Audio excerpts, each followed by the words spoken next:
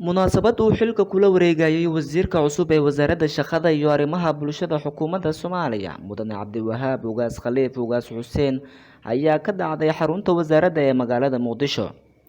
xafladda xil wareejinta ayaa waxaa ka qayb galay ra'iisul wasaare ku-xigeenka dalka mudane Mahdi Maxamed Guuleed Khadar, wasiiro ka tirsan xukuumadda Soomaaliya, wasiiro ku-xigeeno, wasiiro dowlayaal, xildhibaanada labada gole ee baarlamaanka Soomaaliya, howlwadeenada wasaaradda iyo mas'uuliyiin kale.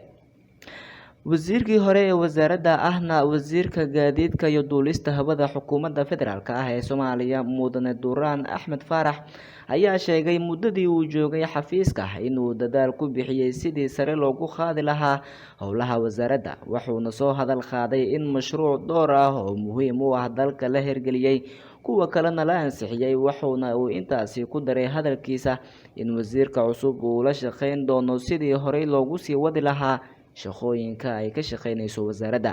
mas-uuliyaddii iyo hawshii wasaaraddan inaan ku wareejino walaalkeena Cabdiwahaab Ugaas.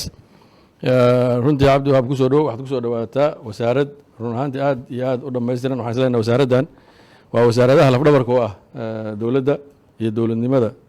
wasiirka cusub ee wasaaradda shaqada ee xilka la wareegay mudane Cabdiwahaab Ugaas Khaliif Ugaas Xuseen ayaa sheegay wasaaradda shaqada iyo arrimaha bulshada inay lafdhabar u tahay horumarinta bulshada iyo sidoo kale dowladnimada, wuxuuna uga mahadceliyay wasiirkii hore dadaaladii uu ku bixiyay horumarinta wasaaradda.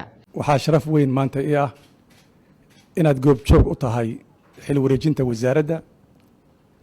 runtii aad baan ugu faraxsanahay. runtii wasaaradda sidan oo kale ah waxay dhiirigelinaysaa rajada aan ka qabno Soomaaliya meeshay ka timid iyo meesha u socoto. waxaan xasuustaa anigoo ra'iisul wasaare ku-xigeenka wasiirka ganacsiga iyo warshadaha 10 wasaarood baa aniga aan martigeliyey oo wasaaradda ganacsiga ku shaqayn jiray oo ay ka mid tahay wasaaraddan maanta halkan aan fadhino. marka taa waxay ku tusaysaa rajada aan ka qabno Soomaaliya inay hore u socoto. ugu dambeyn ra'iisul wasaare ku-xigeenka xukuumadda federaalka ah ee Soomaaliya mudane Mahdi Maxamed Guuleed Khadar oo xilka uu kala wareejiyay labada wasiir ayaa ku amaanay wasiirka xilka wareejiyay shaqooyinka adag ee uu dalka u soo qabtay, isagoo ka rajeeyay wasiirka cusub inuu si daacadnimo iyo sidoo kale wadaniyad ay ku jirto ugu adeegi doono shacabka Soomaaliyeed.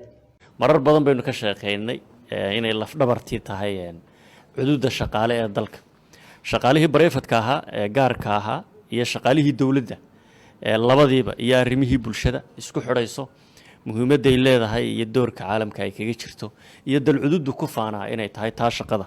wasiir Duraanna waa ka warramay marar badanna halkan waynu kaga warranay, idinkaaba nooga aqoon badano waa waxaad ogtahay ma kuu sheegaa muhiimadda wasaaraddan ay leedahay iyo shaqooyinkaasi iyo dalku cududda uu leeyahay xagga shaqaalaha gaarka loo leeyahay barefadka iyo tii dowladdaba haddii gacmaha la isqabsado inuu hore u kici karo horumar gaari karayo. dhalinyaro aynu u badannahay dalkeennu waa waxyaabaha aynu dunida dheernay 70-75 waa cududda resourceska la sheego, waa xoogga shaqaalaha dalkaasi oo haysto. Abuukar Cali Cadaabe Abuukar Yare, warbaahinta City, magaalada Jowhar.